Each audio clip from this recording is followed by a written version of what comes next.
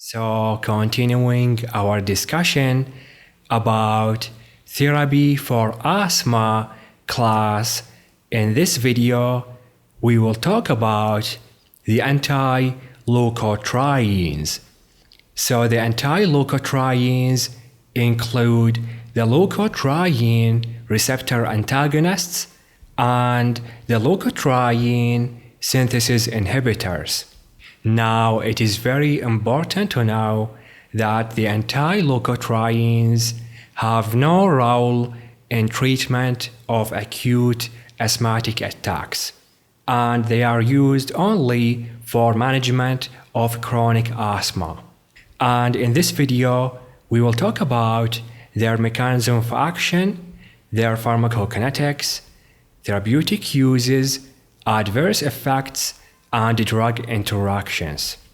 Now, the leukotriene receptor antagonists include medications like the Montelukast and the Zafirlukast, while the leukotriene synthesis inhibitors include medications like the Zileuton.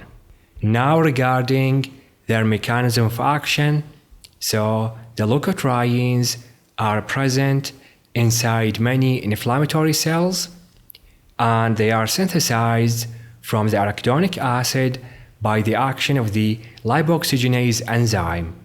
And as you can see in this picture here, the leukotrienes are synthesized inside the inflammatory cells from the arachidonic acid by the action of the lipoxygenase enzyme. Now, in asthma, we have an inflammatory process going, and we have many inflammatory cells in the airways, and since we have many inflammatory cells, this means that we have a lot of leukotrienes present in the airways. Now, the leukotrienes are powerful bronchoconstrictors, so they lead to bronchoconstriction.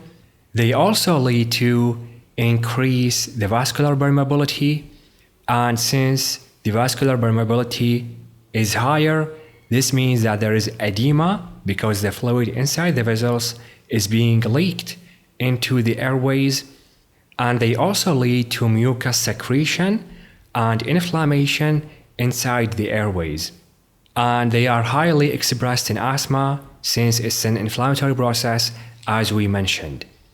Now, the leukotriene receptor antagonists, which are the Montelukast and the Zafirlukast, work by antagonizing the leukotrienes receptors, specifically the CYSLT1 receptors, and this would lead to less bronchoconstriction. On the other hand, the Zileuton, which is a leukotriene synthesis inhibitor, it works by inhibiting the 5-lipoxygenase enzyme, leading to less leukotrienes and less bronchoconstriction. So the Zileuton works to inhibit this enzyme, which lead to less leukotrienes and less leukotrienes effects on the airway, while the Montelukast and the Zafirlukast antagonize the leukotrienes receptors, meaning that we have the same amount of leukotrienes, but their receptors are antagonized. Now let's talk about their pharmacokinetics. So all of these medications are available as oral formula only, and the Montelukast and the Zileuton has a very good absorption even with food, while the Zafirlukast has to be taken on an empty stomach because it is a little bit harder to get absorbed. And all of these medications are taken as once or twice daily doses. Now let's talk about the therapeutic uses of these medications. So the Montelukast is used in prophylaxis and treatment of chronic asthma in patients of all ages, while the Zafirlukast is indicated for the same therapeutic use, which is prophylaxis and treatment of chronic asthma, but it is used in children aged 5 and older and in adults, meaning you cannot give Zafirlukast for children less than 5. And the Zileuton is used for the same therapeutic use for patients aged 12 and older. And it's very important to mention that the Montelukast is preferred over the corticosteroids in prophylaxis and treatment of asthma in children because the corticosteroids may cause growth retardation in children, and in clinical trials, the Leukotriene receptor antagonist, which is the Montelukast, reduced the frequency of asthma exacerbations as equal as the corticosteroids did.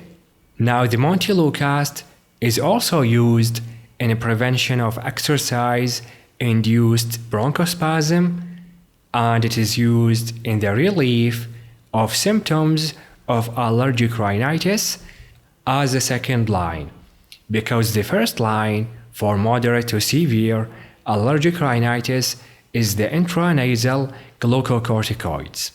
Now, the Zafirlukast is used off-label in treatment of allergic rhinitis and prophylaxis against exercise-induced bronchospasm, while the Montelukast is FDA approved for these uses.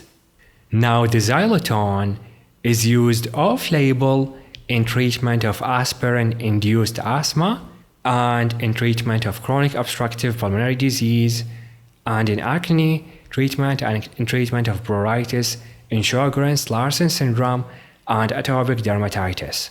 And it's very important to understand that all of these medications have no role in treatment of acute severe asthmatic attacks. Now, moving on to talk about the adverse effects.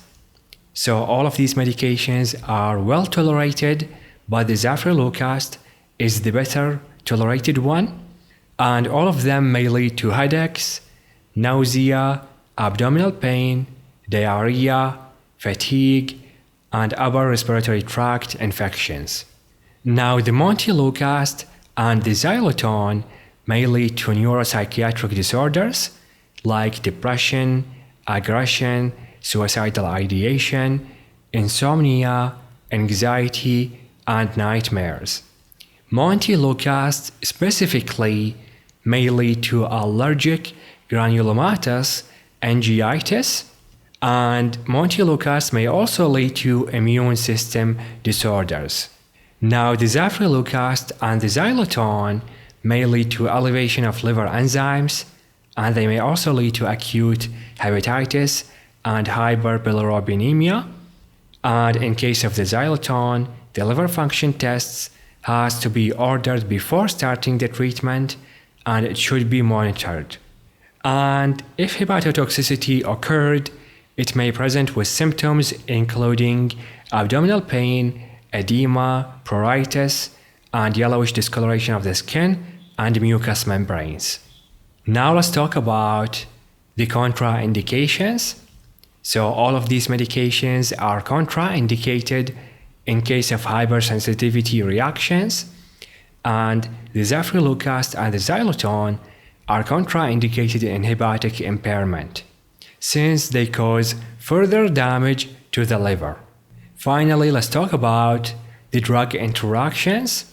So the Zileuton specifically is microsomal enzyme inhibitor, and it can inhibit the metabolism of many drugs, for example, the warfarin and the theophylline. And with that, we reached the end of this video. Thank you guys for watching. Please give us a like, comment your ideas and questions, and subscribe. And this video is a part of a bigger class. It's called the Therapy for Asthma Masterclass. You can check it out. Link will be in the description of this video.